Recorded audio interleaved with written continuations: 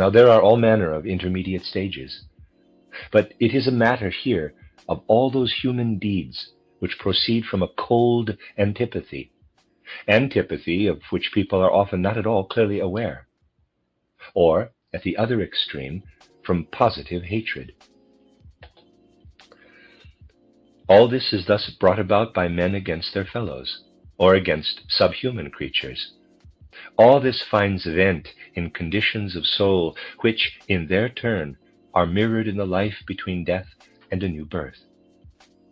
Then, in the next earthly life, out of the hatred is born what comes to us from the outer world as pain, distress, unhappiness caused from outside.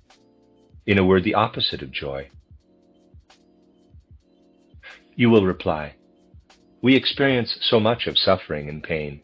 Is it all really due to hatred, greater or lesser hatred in our preceding life? Quote, I cannot possibly imagine, man will be prone to say, that I was such a bad lot, that I must experience so much sorrow because I hated so much. Close quote. Well, if you want to think open-mindedly of these things, you must be aware how great is the illusion which lulls you to sleep, parenthesis, and to which you therefore readily give yourself up, close parenthesis, at this point. You suggest away from your conscious mind the antipathies you are feeling against others. People go through the world with far more hatred than they think, far more antipathy at least.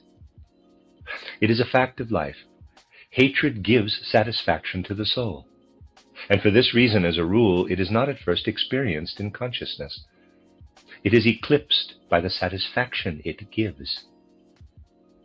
But when it returns as pain and suffering that comes to us from outside, it is no longer so. We notice the suffering quickly enough. Well, my dear friends, to picture, if I may, in homely and familiar fashion, the possibilities there are in this respect, think of an afternoon tea, a real genuine gossiping party, where half a dozen is quite enough, aunts or uncles, yes, uncles too, are sitting together expatiating on their fellows. Think of it. How many antipathies are given vent to? What volumes of antipathy are poured out over other men and women, say in the course of an hour and a half? Sometimes it lasts longer. In pouring out the antipathy, they do not notice it.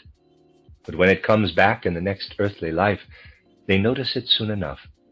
And it does come back, inexorably.